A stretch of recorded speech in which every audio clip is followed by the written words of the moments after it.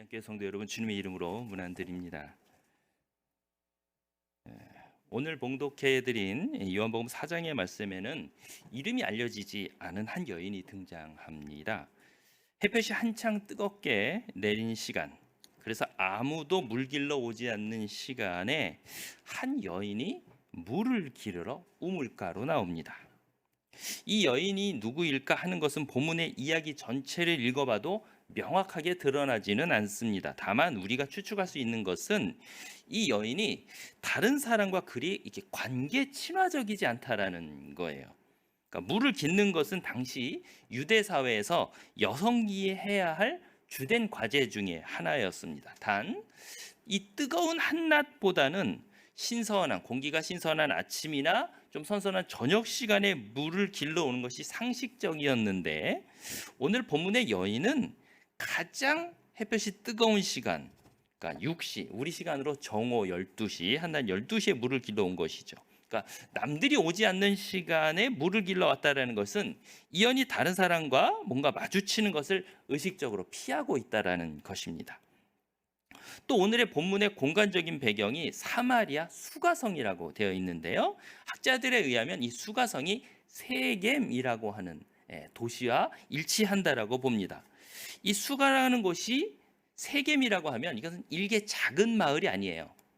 당시 사마리아라고 하는 그 지역의 문화적 종교적 중심지가 바로 세겜이었기 때문에 그렇죠. 상당히 규모가 있는 도시였고 많은 사람들이 살고 있었겠지요. 그러니까 당시로서는 꽤 큰 도심 생활을 하고 있었던 여인인데, 이 도심 생활 속에서 남들과는 동떨어진 삶을 이 여인은 살고 있었다라는 것입니다. 그러니까 오늘 본문에 보면 모두가 자기 집에서 쉬고 있을 이 시간에 오늘 등장한 이 여인은 홀로 우물가로 나와서 물을 기르려고 하고 있었던 겁니다. 그러니까 시간적으로나 공간적으로나 이 사람은 뭔가 동떨어진 삶을 살고 남들과 단절된 삶을 살려고 했던 것이에요. 하지만 이 여인이 뜻밖의 한 사람을 만나게 되지요. 예정이 없었던 사람과 대화를 나누게 되면서 이 여인에게 큰 변화를 갖게 되는 것이죠. 이 과정을 한번 살펴보려고 하는 것인데요, 먼저 오늘 본문에는 두 사람 간의 대화가 오고 가고 있는데, 우리가 함께 다 읽지는 못했는데 요한복음 4장 4절 이하에 보면 예수님과 이 여인이 대화하는 본문이 과정이 나타나는데 좀 이상합니다. 이게 대화인지 대화를 거부하고 있는 것인지 약간 내용을 보면 그렇습니다. 먼저 7절에 보면요, 우물 곁에 앉아 계시던 예수께서 다가오는 여인을 향해서 내게 물을 좀 주시오 하고 부탁을 합니다. 이 본문의 말씀은 너무 분명해요. 내가 지금 목이 마르니 물을 좀 달라는 거예요. 물을 좀 달라는 거예요. 문장의 핵심 단어는 물에 있습니다.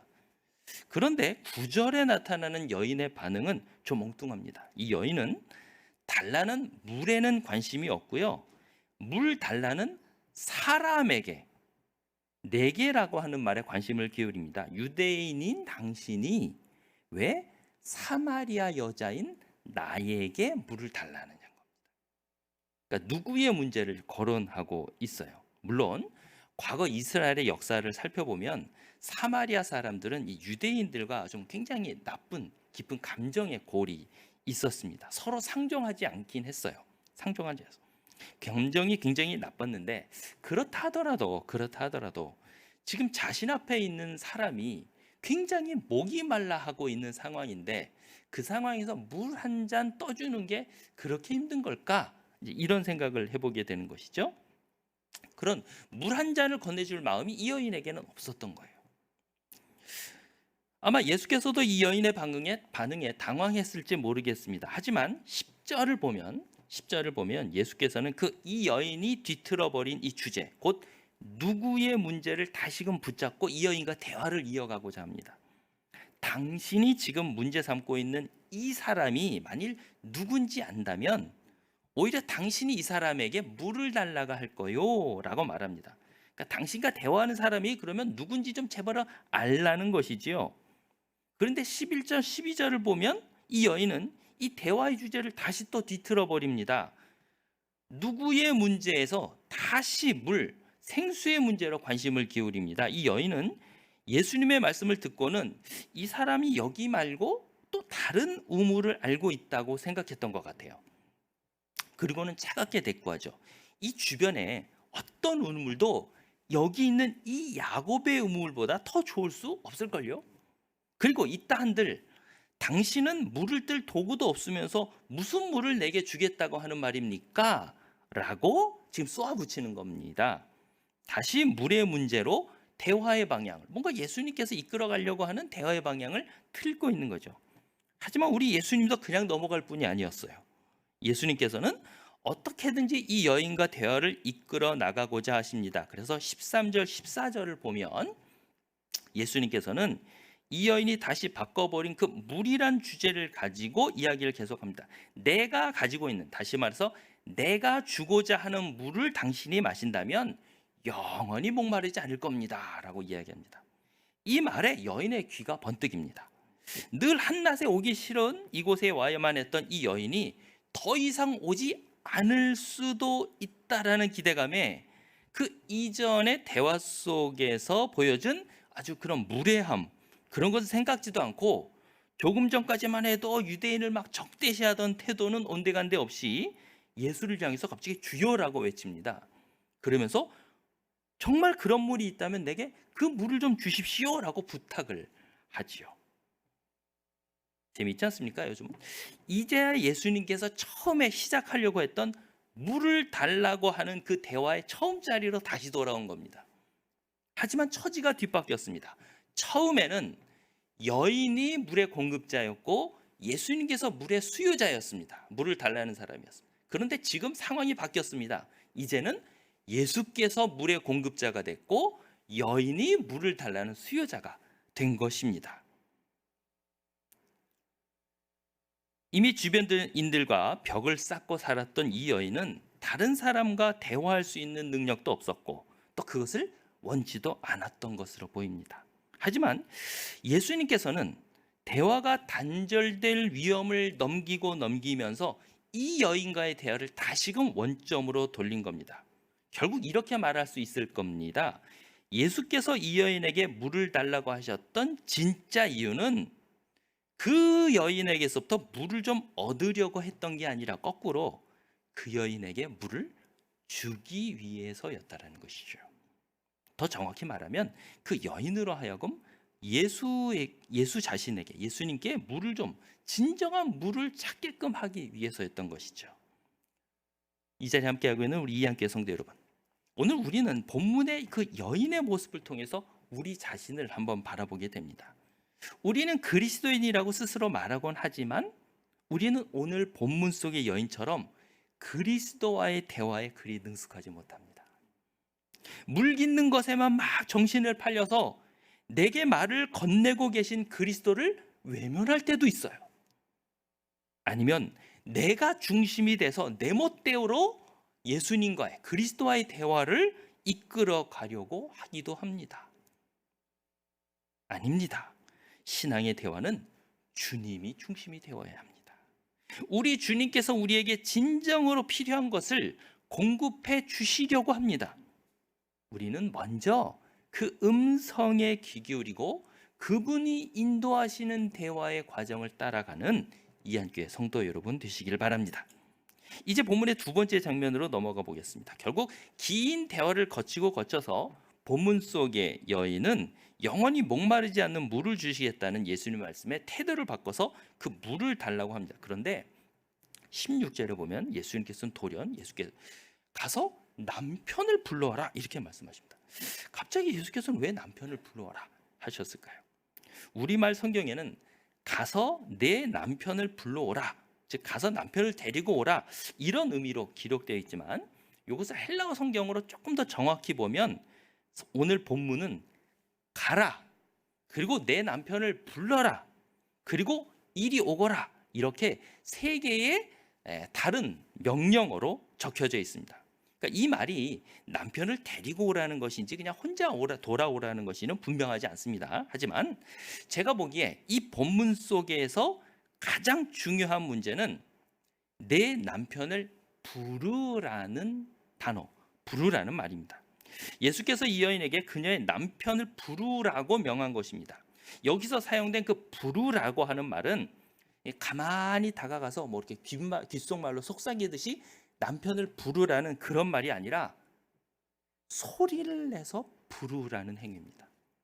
그러니까 마가복음 14장에 보면 예수님께서 베드로에게 오늘 이 밤에 닭이 울기 전에 네가 3번 나를 부인하리라 하는 말씀이 있는데, 여기서 닭이 울 때라고 할 때 사용된 단어도 바로 방금 남편을 부르라고 하는 그 단어입니다. 그러니까 닭이 우는데 귓속말로 울진 않겠죠. 이게 사람들에게 들으라고 소리를 지르는 거지 않습니까? 그만큼 남편을 부르라고 하는 말은 그 남편이 소리를 들을 수 있게, 크게 들을 수 있게 부르라는 거예요.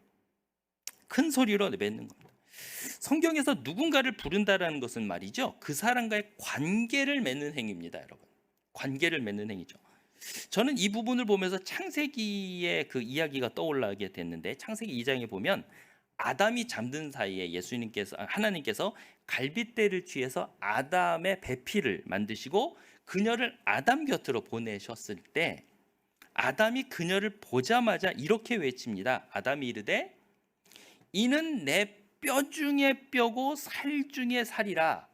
이것을 남자, 이쉬인 남자에게서 처하였은즉 여자인 이샤라 부르리라. 이렇게 이야기를 합니다. 그러니까 남자라는 히브리 말이 이쉬인데, 이쉬인 아담이 자신에게 다가온 그녀를 향해서 이샤, 그러니까 이쉬에서 나왔다라는 의미에서 이샤라고 부른 겁니다. 그러니까 이쉬인 아담이 이샤라고 뭔가 깊은 관계를 깨닫고 이름을 붙여준 거죠. 그러면서 아담은 인생의 동반자를 만나게 됩니다. 근데 오늘 본문의 상황은 그 반대죠. 이샤인 여자가 너는 가서 너의 남편 이쉬를 부르라는 것이죠. 이 여인의 나이가 몇 살인지는 분명치 않지만 당시 상황을 고려한다면 이 여인 정도의 여성이라면 대부분 가정을 이뤘을 것으로 짐작할 수 있어요. 즉 여기서 말하는 남편이란 이 여인 정도의 여성이라면 당연히 뭔가 인격적인 맺고 있어야 할 최소한의 인격적인 관계를 얘기하는 거죠. 그런데 여인은 이러한 최소한의 인격적인 관계마저 없었던 것으로 본문을 보면 나타납니다. 대화를 보면 이 여인에겐 분명히 남편에 준하는 남자가 있었던 것 같습니다. 하지만 엄밀한 의미의 남편이 아니었어요. 다시 말해서 그녀에게는 과거에도 남자가 있었고 지금도 있었지만 그 어떤 남자도 엄밀한 의미의 이쉬, 인격적인 관계를 맺고 있는 남자가 아니었다라는 것이죠.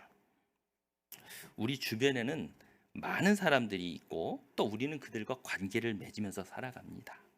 하지만 그 중에 진정한 관계는 얼마나 될까요?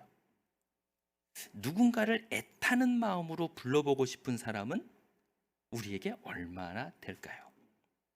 교회에서 우리 성도들은 얼마나 진솔한 인격적인 관계를 서로 맺으면서 살아가고 있을까요?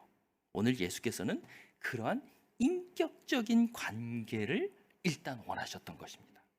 결국 예수님의 명령은 진정한 인격적인 관계를 맺고 있지 못한 그 여인의 모습을 드러내려고 하셨던 것이에요. 하지만 이것은 그 여인에게는 수치스러운 사건이 아니라 자기의 모습을 진정으로 발견하게 되는 사건이었어요.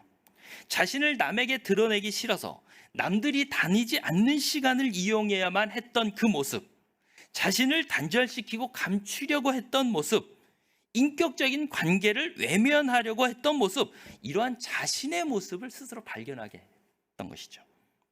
예수께서도 이 여인의 모습을 꾸짖으려고 하지 않으셨어요.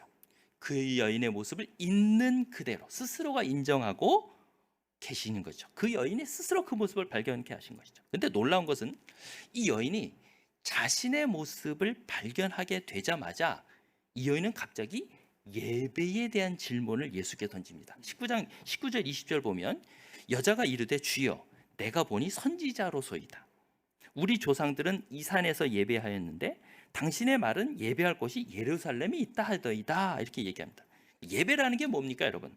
예배란 우리 사람들이 하나님과 관계를 맺는 공적인 시간이죠. 하나님과 관계를 맺는 공적인 시간입니다. 이 자리에 우리는 그렇기 위해서 이제 왔습니다. 자기 모습을 발견한 그 여인은 자기의 모습을 발견하자 신앙의 본질적인 문제에 질문을 던지게 된 겁니다. 이 여인이 자신을 알게 됐더니, 자신의 부족한 모습, 뭐가 문제인지를 발견하게 됐더니 이제 그것이 진정한 신앙의 관계의 문제의 출발점이 되어버린 것이죠. 하지만 거기에도 이 여인에게는 한계가 있었습니다. 주변인들과 담을 쌓고 지냈던 이 여인은 신앙적으로도 벽을 가지고 있었던 것인데, 그것이 무엇이냐 하니 중요한 신앙의 문제가 이 여인에게는 어디에 있었습니다. 예배드리는 장소의 문제가 있었던 것이죠. 당신들은 저기 예루살렘에서 예배드리고 우리들은 이 산에서 예배를 드리는 게 어떤 게 옳은 겁니까? 이걸 묻고 있습니다. 여러분, 예배란 하나님을 부르는 행위죠. 하나님을 인격적으로 부르는 행위입니다. 하나님을 부름으로써 우리가 그분의 백성이고 그분의 자녀임을 고백하고 체험하는 인격적인 순간입니다. 예수께서는 여인에게 말씀하십니다. 예배의 장소가 중요한 것이긴 하지만 그것이 1차적으로 중요한 문제는 아니라는 것입니다. 오히려 더 중요한 것이 있는데, 어떤 모습으로 하나님을 부르는가, 신령과 진정으로 하나님의 의지와 그분에 따라서 그분께 경배하며 사로잡혀 있는가, 이걸 묻고 있는 것이죠. 바로 예수께서 주시는 생수를 마시는 자의 모습이 바로 이거라는 것입니다. 이 예배 함께하고 있는 우리 이한교회 성도 여러분, 우리 모두가 과거처럼 한자리에 모여서 함께 예배드리지 못하는 것이 참 가슴 아픈 일이 아닐 수 없습니다. 하지만 누구는 저기서 누구는 여기서 예배를 드리는 현실보다 더 우리가 생각하며 중요하게 여겨야 될 것이 있는데, 바로 우리가 같은 시간에 한 마음을 가지고 한 하나님, 한 그리스도를 고백하고 있다라는 것입니다. 서로를 힘껏 부를 수 있는 이 인격적인 관계가 우리 사이에 여전히 존재하고 있다라는 것이죠. 신령과 진정으로 드리는 예배의 모습이 우리 가운데 여전히 살아 있다라는 것입니다. 성령의 임재 가운데 우리가 한 공동체임을 여전히 고백할 수 있다라는 것, 바로 그것이 오늘 이 이야기의 핵심이라고 생각합니다. 이제 마지막 장면에 주목하려고 합니다. 오늘 본문에 등장하는 여인은 주변과 보이지 않는 벽을 쌓고 살았던 사람이었죠. 대부분의 사람들이 가져야 할 최소한의 인격적인 관계마저도 가지고 있지 못했던 사람이었어요. 그러던 그녀가 예수님을 만나고 예수님과 대화하는 과정에서 예수 그리스도의 물, 그 생명의 물을 맛보게 되는 것입니다. 놀라운 것은 생명의 물을 맛본 그 여인이 그렇게 주변에 견고하게 쌓았던 벽과 편견을 단호하게 허물어 버렸다는 것이에요. 성경은 그것을 그녀가 물동이를 버렸다라는 28절의 말씀으로 표현하고 있어요. 물동이는 그 여인이 그 뜨거운 한낮에도 불구하고 아무도 없는 우물가로 와서 그 여인의 오는 그 여인의 일상을 말해주는 것이었어요. 세상에 대한 편견, 세상에 대한 불만, 세상에 대한 자기 고집을 대변하는 것이 바로 물동이라는 것이었어요. 그러던 그녀가 예수님을 만난 후 예수님으로부터 진정한 생수를 맛본 후에 그녀의 삶이 변하게 되죠. 예수께서 주시는 그 물은 오히려 그 물동이에 담을 수 있는 물이 아니라는 것을 깨닫게 된 겁니다. 그것은 영원토록 솟아나는 물이었기 때문에 그래요. 고인 물은 썩기 마련입니다. 살아있는 물은 다른 곳으로 흘러가야 하는 것이지 어떤 통에 담을 수 있는 것이 아니었던 것이죠. 그래서 그녀는 그 물동이를 버리게 됩니다. 그리고는 마을로 뛰어들어가서 그 마을 사람들에게 자기가 경험한 걸 외치게 되는 것이죠. 예수 그리스도의 복음은 흐르는 물과 같습니다. 물동이는 물을 퍼담는 도구고 또 고인물을 상징합니다. 물동이로는 복음을 담아낼 수가 없었고, 복음을 맛본 그 여인은 더 이상 고인물에 만족할 수 없었던 겁니다. 어느새 그녀 안에는 생수가 흐르고 있었던 것이죠. 그녀는 그 흐르는 물을 자신 안에 고이게 놔둘 수가 없었어요. 그래서 그녀는 그렇게 만나고 싶어하지 않았던, 늘 부담스러웠던 마을 사람들에게 달려갑니다. 자신이 맛본 그 생수의 맛을 그들에게 알리고 싶었던 것이죠. 그들을 향해 큰 소리로 외쳐서 그들을 부르고 있습니다. 남편조차 부를 수 없었던 그녀가 마을 사람들을 향해 나가서 마을 사람들을 부르고 있어요. 사람들을 피해 한낮에 물을 기러 왔던 그녀가 오히려 사람들을 향해서 시선을 돌리고 있습니다. 새로운 인격적인 관계를 맺으려고 하고 있습니다. 이것이 결단이고 회심인 겁니다. 이한교회 성도 여러분, 우리에게 이 교회는 어떤 곳입니까? 매주 찾아와서 우리의 작은 물동이를 조금씩 채워 돌아가는 곳일까요? 그렇지 않습니다. 오히려 이곳은 우리의 물동이를 버리고 가야 하는 곳입니다. 물동이를 버리는 훈련의 공간입니다. 지금까지 여러분이 간직했던 지식의 물동이, 물질의 물동이, 편견의 물동이, 이런 것들로 성경과 복음을 담아내려고 하면 우리는 실패하고 말 겁니다. 오히려 우리가 우리의 물동이를 버릴 때 복음은 큰 생명의 물줄기가 되어서 우리를 통해 세상으로 흘러 들어갈 수 있을 겁니다. 그리스도인으로 세상을 살아간다는 것이 참 힘든 때 우리는 살아가고 있습니다. 하지만 이 힘든 시기에, 이 힘든 시대에 우리가 이곳에서 그리스도인으로 살고 있다는 것은 하나님의 어떤 이유가 있지 않겠습니까? 우리를 통해 이루시고자 하는 하나님의 특별한 이유, 뭔가 분명한 이유가 있을 것입니다. 여러분이 이한 공동체의 일원이 되게 하신 특별한 이유, 어떤 이유가 있을 겁니다. 그 특별한 이유를 발견하고 그 이유로 인해 힘있게 살아가는 그리스도의 제자, 우리 이한 공동체의 한 분 한 분이 되시길 간절히 소망합니다. 기도하겠습니다. 주님, 우리로 하여금 이 힘든 시기에 그리스도인으로 살아가게 하신 특별한 이유를 깨닫게 하옵소서. 우리가 가지고 있는 세상에 대한 걱정과 불안의 물동이를 주님 앞에 버리고 주님께서 부르시는 음성에 귀 기울이며 용기 있게 세상을 살아가게 하옵소서. 우리 앞에 많은 시험이 있지만 이한 공동체의 일원으로서 함께 기도하며 그리스도인다운 삶을 살아가게 하옵소서. 예수 그리스도 이름으로 기도드리옵나이다.